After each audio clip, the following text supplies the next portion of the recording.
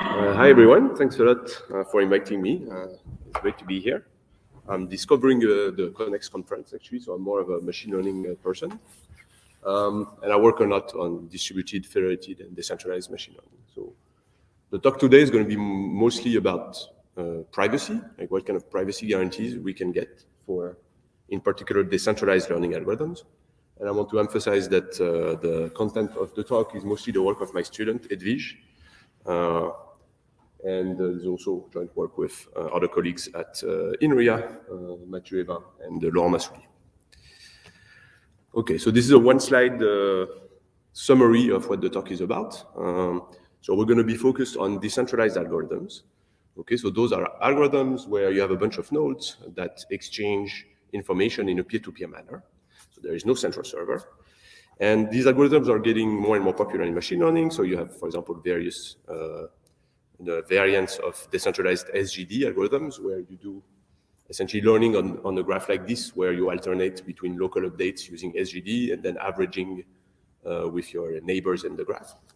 And so in all those algorithms anyway, the point is that users communicate along the edges of this graph, right? And so at least in machine learning, the way people motivate this kind of algorithm is really for scalability. So the idea is that if you have many nodes, then going through a single central server is going to be slow, it's going to create a communication bottleneck, maybe a single point of failure. And so you want to go potentially with such more decentralized topologies, making sure that the degree of any node remains small so that nobody has to communicate with too many people. But there is also another thing, maybe some kind of folklore belief that maybe you have heard about decentralized algorithms, or maybe yourself you have about decentralized algorithms, is that maybe they are good for privacy. Okay, and the intuition is quite simple here. It's shown here, right? If I am a user V, then all that I am seeing of the system is only the messages that are sent to me directly. And so I don't have direct view on other exchanges in the system, right? And so if I want to learn something about another node U, then if this node maybe is far away, maybe I don't learn too much about that particular node, okay?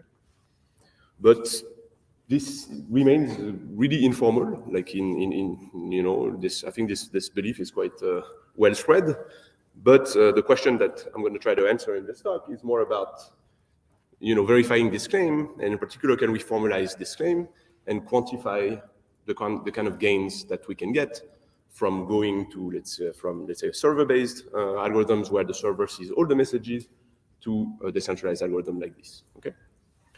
And it's important because in privacy, I think we'd rather have clear guarantees than beliefs, right? So it's kind of important to ensure that indeed this claim is true and to which extent. Okay, and then of course the answer is going to be yes. So I'm going to show how at least one way to formalize this privacy amplification effect of decentralized algorithms.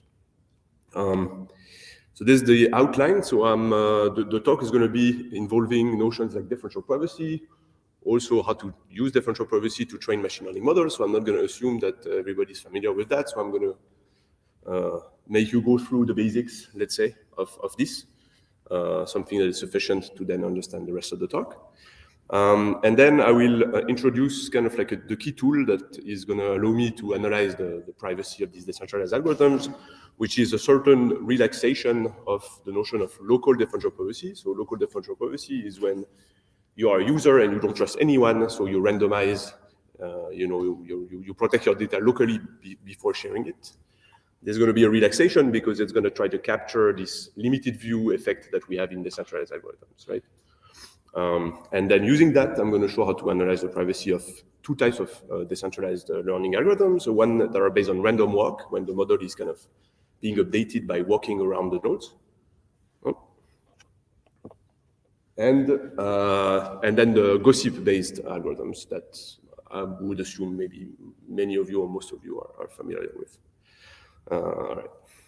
Good, so let's go into the background. So, of course, the whole motivation of this initially is that it's not okay to share machine learning models in general if you care about the privacy of the data that was used to train it, because there are various ways you can attack machine learning models and make them kind of spit out information about individual data points. Okay, so probably I've heard about membership inference attacks. So this is where We try to infer whether a known individual data point was present in the training set or not by trying to attack the model. So typically, how this is possible is, for example, because machine learning models train to be overconfident, so they would have more confidence on data that they have seen in training than on data that they have not seen. So an attacker can exploit that, the difference in the distribution of confidence or loss of the model, to gain information about whether a point is in the data set or not. If this is, let's say, cancer study, then being part of the data set is itself sensitive, right? You can go beyond that, and you can also do things like reconstruction attacks. So this is even more ambitious. It's trying to extract training data points from the model. And we know that we can do that. So it's fairly well known by now that you can do that on, for example, very large language models, where you prompt the model somehow with a nice piece of text, and then the model will spit out some text that it has seen only once in the training set. Okay, so we know that this model memorized. But okay, it's tempting to think that maybe this is because those models are so big, but this happens also even in much simpler settings with like linear models in high dimension. Okay, so I've worked on a case like this on genomics data, where essentially if you update your linear model after having added a few individuals, then you're able to extract the genotype essentially of these individuals. Okay, so in this case, it's high-dimensional sparse data, and somehow, if you have two snapshots of the model, you can kind of reconstruct the data points that were added in between. All right, so we need a way to fix this, or to make sure we can limit that or understand to which extent this can happen, and maybe at least in the machine learning community, the standard way of measuring and addressing these issues is through differential privacy. So I don't know how many people know differential privacy in the audience, if you can raise your hand. Okay, so few people, not that many. Okay, so this is going to be useful. So the idea of differential privacy, I'm going to start with the intuition, which is, I think, simple enough. So it's going to be a property of an algorithm, okay, typically a randomized algorithm. So, okay, the algorithm has some randomness in it. And this algorithm takes as input a bunch of data points, and so it returns an output. Okay, and because the algorithm is randomized, you should think about the output as a distribution of outputs given the input that you give, right? And the idea of differential privacy is to say that if you feed this algorithm two different data sets where you changed only one data point, here the blue point replaced by the red point, then you want that the output distribution of the algorithm doesn't change too much. Okay? Something like this, right? So if you think about the output distribution of the algorithm in the two cases, it changes a bit, of course, because you want your algorithm to depend on the input data, otherwise it's useless, but you don't want that it changes too much. And so, for instance, you could say that for any possible output, you want that the ratio of the probabilities of seeing this output is bounded by some epsilon. Okay, and this is exactly epsilon differential privacy. And you want that for all pairs of neighboring data sets, so that differ in a single data point.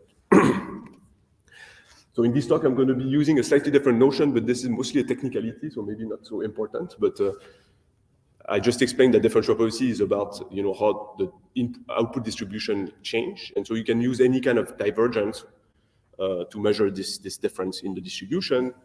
In the context of this talk, I'm going to be using Régnier divergences because it's called Régnier differential privacy, and the reason for that is that it has nice properties. Technically, like it allows you to track the privacy more easily and more tightly. And maybe you are more familiar with epsilon or epsilon delta differential privacy for people who know differential privacy. Essentially, you can convert this kind of definition into that one. So it's not so important, at least in the context of this talk. What we need to know is that this definition is nice for many reasons. That's why it's now becoming more and more standard. The first thing is that it's robust to auxiliary knowledge.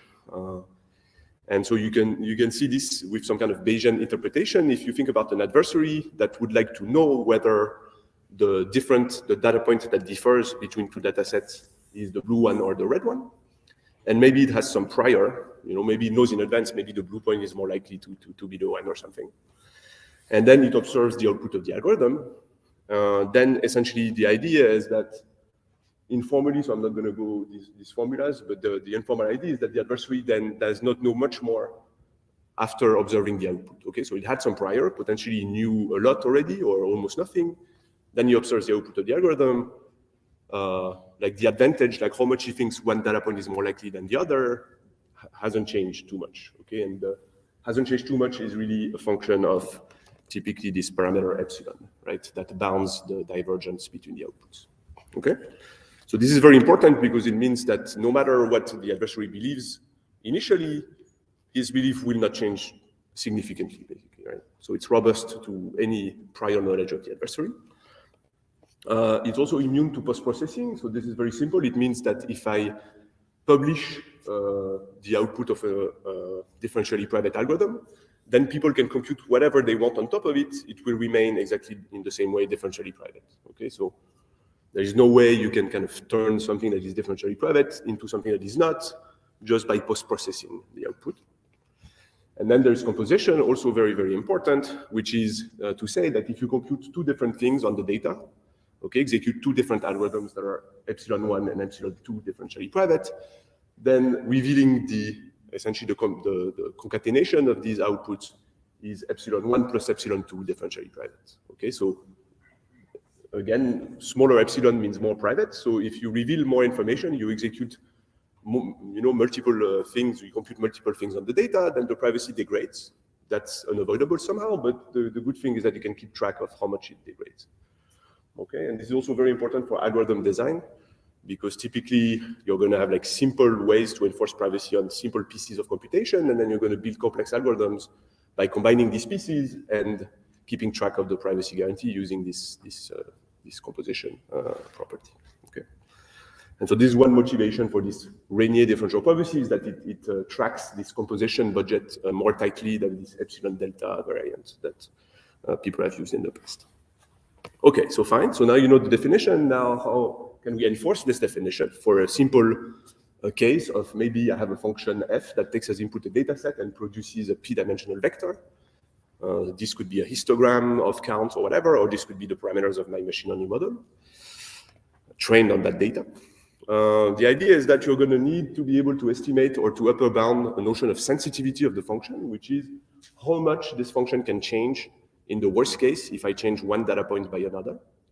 Okay, so this is really the worst case sensitivity of the function you want to compute on a single data point. And then the idea is that you're going to add noise to the output of this function with a variance that is proportional to this sensitivity.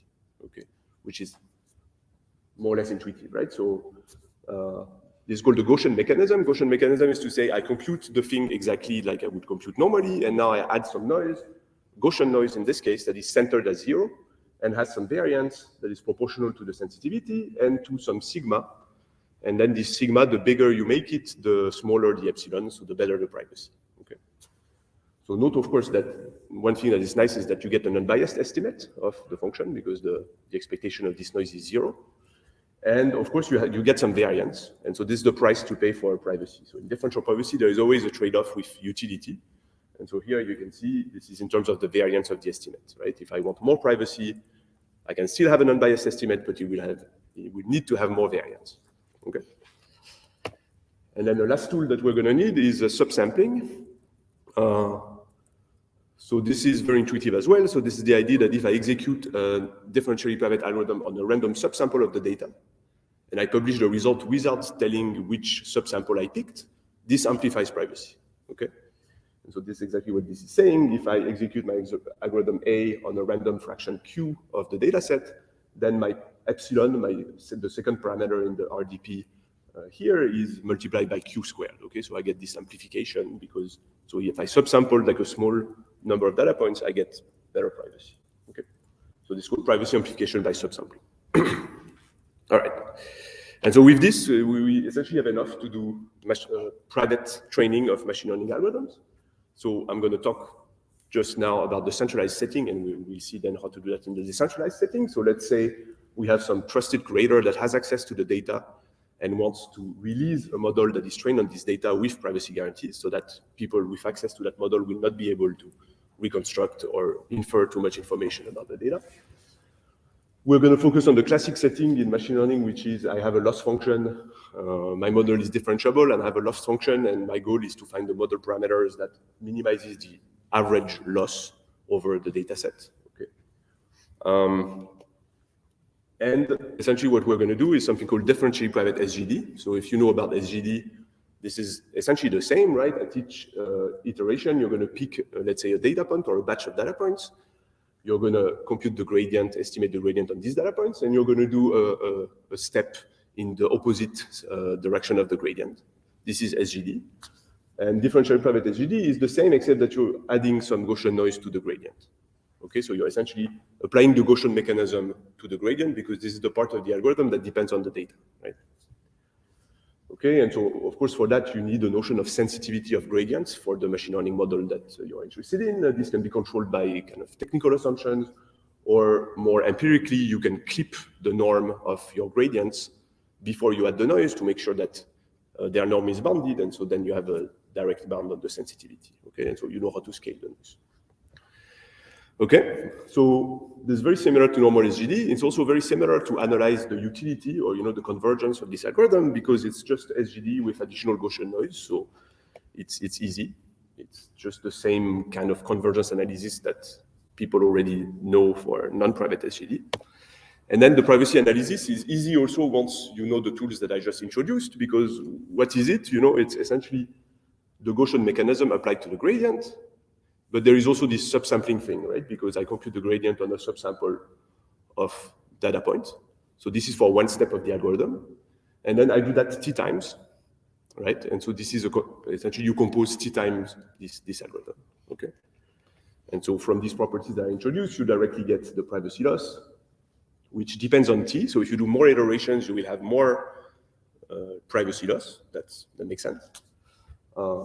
And you have this nice dependency in 1 over n squared. So if you have more data points, you will have more privacy. And this is due to subsampling, right? All right. And so, of course, the bad thing now is that the privacy of my SGD depends on t. So I cannot do too many iterations if I want some fixed privacy guarantee. Or if I do that, I need to add more noise per iteration. So there is some kind of trade-off, and I need to choose the number of iterations in a kind of wise way, right? And so people have studied this theoretically, and they show that you can pick t to balance the optimization error. You want to do enough steps to optimize the objective, but you don't want to do too many steps because then you will add too much noise. And so you get this kind of suboptimality gap, right? So this is how far the solution you're going to find with this algorithm will be from the optimal solution to the problem, the optimal model. Okay, and so it will depend typically on epsilon.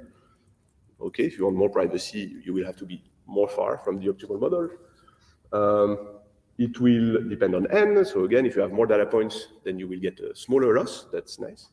And it will depend also on p, the number of parameters. So that is a little bit annoying because it means that if your model is too large compared to the number of data points that you have, this might be just too big, right? And then it's difficult to have both a private and useful model. And we know that this is optimal. So if you don't do additional assumptions, basically we know that this is worst case optimal. So you can come up with a function for which we can prove that this is not improvable. Okay, so in a way, this is the best we can do. Okay, so this is almost the end of the background, and then just trying to transition from this centralized setting where we have a trusted curator that knows, is trusted to compute things on the raw data. We want to move away from that because it's not very clear in practice when you have sensitive data, like who is this trusted curator. Maybe Google wants to convince you that they are a trusted curator. It's up to you to believe that or not, or be happy with that or not. But so one thing that you could want to do is to say, okay, I'm not going to trust this curator, and I'm going to essentially just locally randomize my contributions. Okay. So in this so we call the central DP model, this model where we have a trusted curator. And so in this case, the output in the sense of differential privacy is only the final model, which is good for utility, but it's not very realistic as a trust model. For example, in federated learning, right, the reason where you do federated learning is that probably you don't want to share your data in the first place. And so instead, you can do this local DP, where I'm not going to trust anyone, and everyone that has data will locally randomize it, apply let's say the Gaussian mechanism locally on its contributions before sharing it. Okay. And now you can think about the output of the algorithm as being all the messages sent by all the parties, right? Because local DP protects against that. You don't trust anyone, so it means you assume the adversary potentially has access to all your messages. That's nice, very strong model, but unfortunately very costly model. So this induces a much larger cost in utility than a central DP. And so here, this is a simple comparison on an averaging computation, very simple. N people have a vector, and you want to average them in a differentially private way. If you are in the central model, then you just share your vector in the raw, and then there is a trusted creator that averages and add the noise at the end. And in the local DP case, you add noise directly to your vector and then share it afterwards, right? And so you see that there is a very large gap between the two. There is a factor 1/n utility between the two models, okay? So this is bad, and this kind of makes local differential privacy, although it's very appealing and strong, not practical in many cases, unless like n is gigantic. Okay, and so the whole purpose also of this talk, or at least one way to position this talk in the literature, is thinking about how to study intermediate trust models between those two extremes, right? When I everybody blindly trusts a single entity with their data, and the opposite one where nobody trusts nothing and we assume the adversary can observe everything, and so I need to randomize a lot locally, okay? There must be maybe sometimes relevant things that lie in between, and that will allow better utility without having to introduce this trusted party, okay? So this is what we're going to do, and in particular, we're going to rely on decentralized algorithms, which suggest like a nice intermediate trust model where maybe the participants only observe the messages that they receive, right? Instead of assuming that they can eavesdrop on the entire network. All right, and so this is exactly for that. We're going to try to introduce a relaxation of local DP, which is one of the contributions of this series of work. So let me now define what I mean by a decentralized algorithm. So we're going to have a connected graph. Most of the time it's going to be fixed, but I'll say a few quick things about dynamic or random topologies. But for now, let's consider that this is a fixed communication topology. We have n nodes, and the edges represent the communication links. Each user will hold a local data set, DV. Okay, this is the local data of the user. We will train the model on that. And then again, the decentralized algorithm will rely only on communications along the edges of this graph, okay? And again, as a kind of trust model assumption, I'm going to assume that each user then has a limited view. If you think about these communications being secured, then nobody can really intercept them unless they are the intended recipient, right? So if you encrypt your communications, basically each user will only be able to see or decode the messages that are sent to him, so essentially by its own neighbors, right? And so this is exactly what we want to use to prove stronger privacy guarantees, that what we could prove if we assume local DP, this stronger model where I assume that maybe the user observes everything, which is not realistic in this setting. Okay, and so this is exactly the purpose of this relaxation that we call network differential privacy. And so network differential privacy is defined in the following way. So let's denote by OV the set of the messages that are sent and received by a given participant. Let's denote by this thing. So essentially here we're going to, you remember this notion of a neighboring data set of differential privacy. Here we're going to define neighboring data sets as being all the data sets of all users are the same, except for user U, whose data has been replaced by something else, okay? So it's known as a user level differential privacy because we want to protect the entire data set of one user. And then network DP is like this. So it says that an algorithm will satisfy network DP if for all pairs of distinct users U and V, and all neighboring data sets that differ only in the data of user U, then the view of, essentially the distribution of the view of the user V will not change too much when I change the dataset of user V, okay? So this is really capturing this intuition of, how much a node U is leaking to another node V. And here I want this leakage in a way to be bounded uniformly for all pairs of nodes by some epsilon, okay? So you can see from here, this is really a relaxation of local differential privacy, because if the observation set of the node V contains the full transcript of messages, then this is exactly boils down to local DP, right? It means that the adversary observes everything. Okay. And so, of course, this is a bit strong because now you're trying to say that for all pairs of nodes, regardless of their position in the graph, you want to bound their privacy, how much they leak to each other by the same amount, no matter who U and V are. And so sometimes we're going to look at things a little bit more fine-grained by looking at privacy guarantees that are specific to each pair of nodes. It's going to be interesting to quantify the effect of, let's say, the graph and how far away the nodes are from each other. And so in this case, we're just going to have a FUV, which essentially captures specifically the privacy loss from user U to user V. Okay, I'm going to skip this comment for now. Okay, I hope this is clear, right? So we have relaxed this notion of local DP that was assuming the adversary observes everything to something where now we want to protect with respect to the other nodes who only observe their own messages. Okay, and now we're going to analyze algorithms. So we're going to stick to the standard objective of optimizing this average loss, okay, the classic objective of machine learning. And now we're going to look at random walk-based algorithms. So it's still going to be an SGD algorithm, similar to the one I introduced before in the centralized setting, but now it's going to be decentralized, and the way it's going to work is that the model will start at some node, and then the node will update it doing a GP SGD step, noisy SGD step, and then we'll send the model to one of his neighbors, and then we continue like that, right? So the model is kind of traveling in the graph. So these are things that have been studied in the optimization community in the past. And here I'm going to focus only on the complete graph for simplicity. So this is really at each step, the model goes from one node to a uniformly random other node, okay?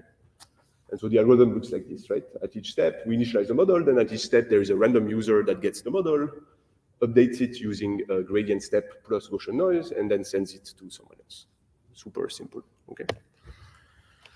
Now, of course, I could analyze this algorithm in local DP because everybody adds noise locally, so this must protect to some extent.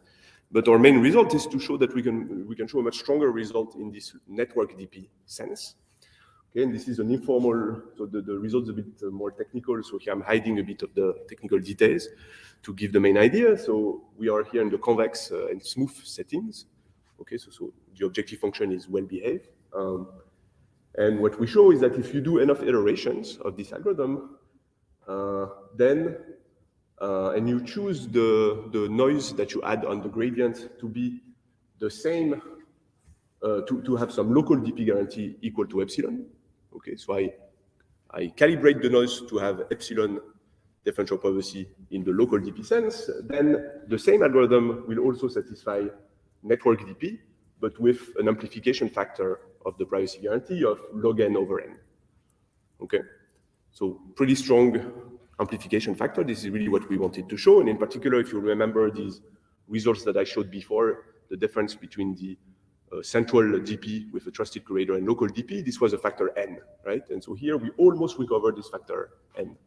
We only lose compared to central DP, this log squared factor, okay?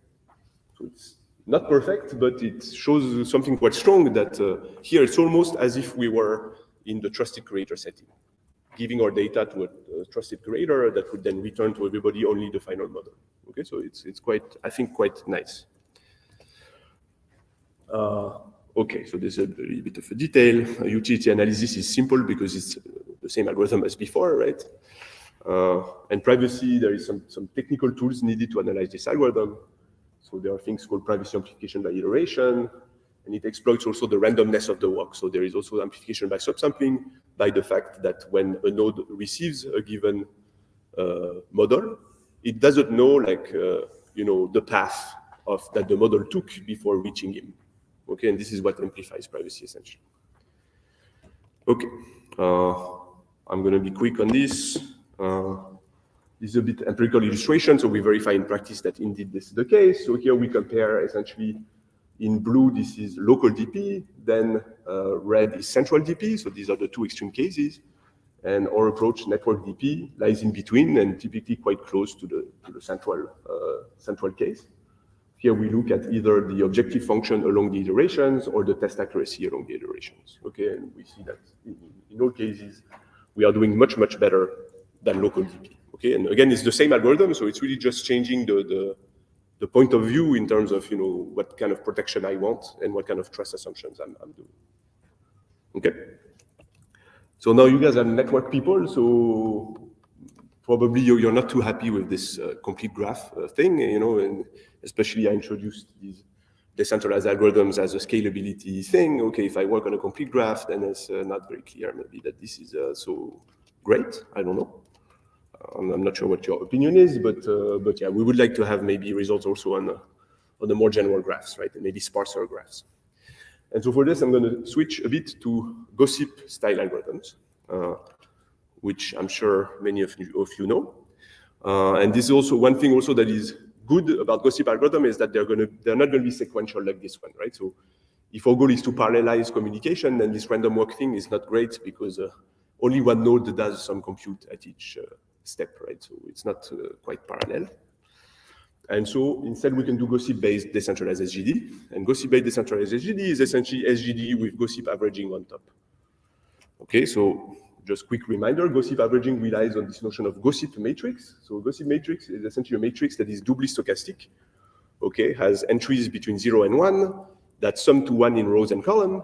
And essentially if you have a non-zero entry in the entry VW, it means that there is an edge between V and W, right? So it's a matrix that kind of rests on the graph and that describes the communication weights that different nodes give to each other. And then gossip averaging is very simple. The goal is to compute the average of some values that lie at each node, and it works super simply, right? Essentially at each step, you retrieve the current values of your neighbors, and then you do a weighted averaging with this row of the matrix W with these values and your own value. And you just iterate over that, right?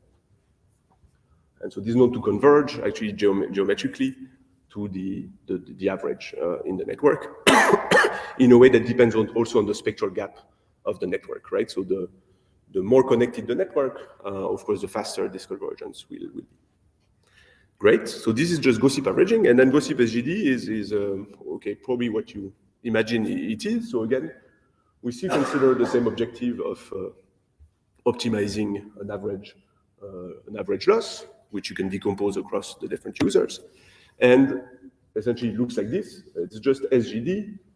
Okay, each node, you initialize the model at each node. Each node does a gradient update in parallel, and then calls a certain number of iterations of gossip averaging. Okay, so you update the model locally, and then you average a few times with your neighbors the current model parameters, and then you take again a gradient step and so on.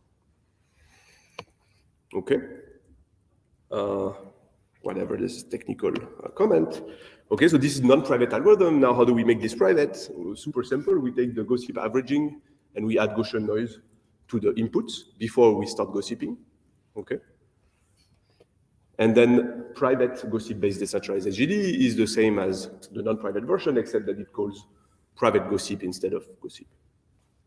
Okay, so far so good, right? So it's almost as simple as this random walk thing, but now the different nodes compute gradients in parallel, so it's maybe nicer.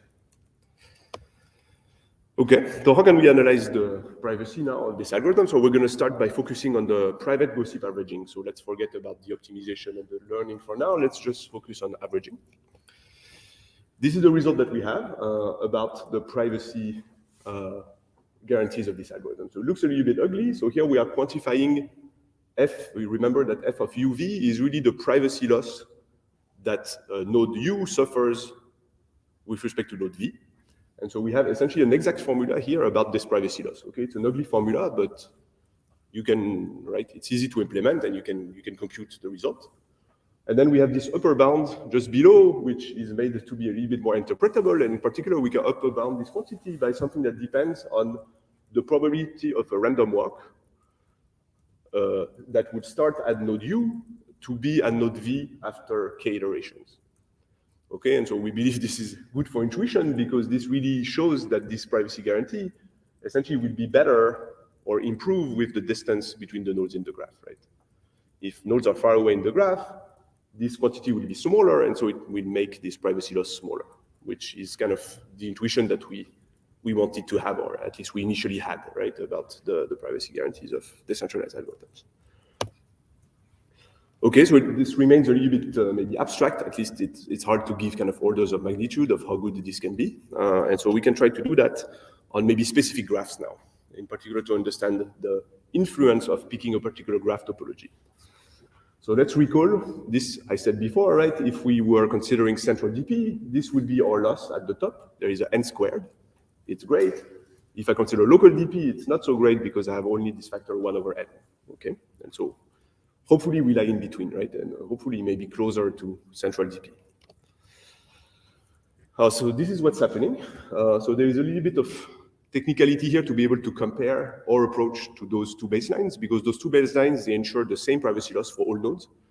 In our case, we have a different privacy loss for each node, right? So the way we compare this is by setting the average privacy loss that a node suffers with respect to others and constraining this to epsilon to the same value as what is done in the other notions. Okay, so this is just to provide a way to compare the different guarantees. And if we do that, we get this. So this is the utility. So remember, we do this is for averaging, right? So this is how good an average we can get for a given graph. Here it's an arbitrary graph. And so the very important thing here to see is that if you compare this to the utility of central DP, it's essentially exactly the same, up to a factor d over the square root of lambda. D is the maximum degree of the graph, and lambda is the spectral gap of the graph. Okay, so this really tells you, there is this additional factor. And now, of course, this additional factor really depends on the choice of graph that you make, right? So let's say I take a complete graph. Then, of course, the complete graph has a very good spectral gap, but unfortunately, very large maximum degree, right? The max degree is n. And so here, unfortunately, complete graph is not good for gossip. You get back the local DP guarantee, which makes sense, right? Because it means you are sending your input at the beginning to everyone. So this is exactly local DP, so not surprising.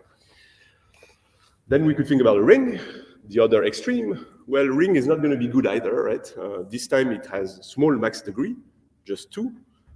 But now it has very bad spectral gap. Okay, the information mixes very, very slowly, so you need to do many, many steps to compute an accurate average, meaning that then you will suffer more privacy. Okay, and so all in all, again, you recover local DP.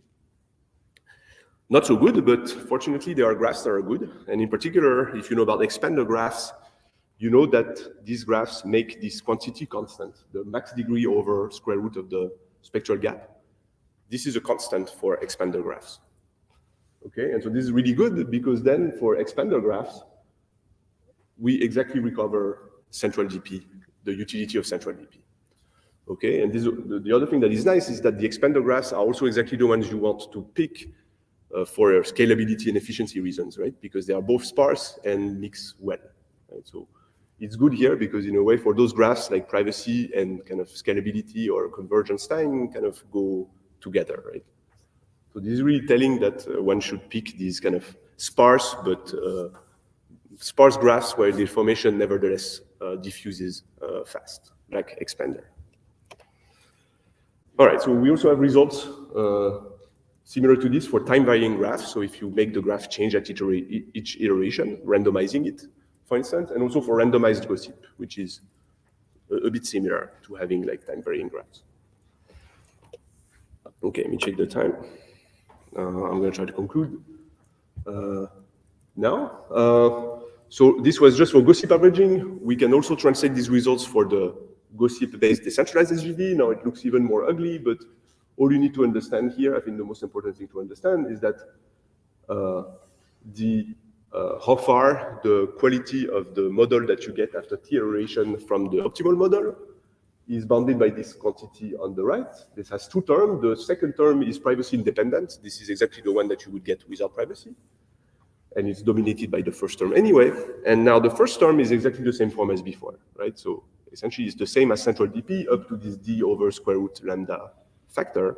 And so the same conclusions apply, right? So if I pick an expander graph, then I get essentially the same privacy utility trade-off as the trusted curator. Okay, up to log terms. So this big O tilde is hiding log terms. So again, we are not completely optimal. We are suffering a few log factors in there. Okay, so before I conclude, I want to show a few illustrations because I think these are quite cool, and also they convey the, maybe the semantics of what's happening here. So if you look at the middle, for instance, then we are showing here, this is for gossip averaging, we are taking a Facebook ego graph, right? And here we are focusing on a node that is in the top left cluster. And we plot like the privacy loss of this node with respect to others, right? So how much this node leaks to other nodes. And you can see, as you would expect, that, okay, this node leaks more information to its neighbors or the people that are in the same community. So one is essentially the same as local DP. So for neighbors or nodes that are close in the dense community, we don't do better than local DP. It's normal. But then as you go further away, in particular in other communities, then the privacy loss becomes much better, right? And eventually becomes almost zero, okay?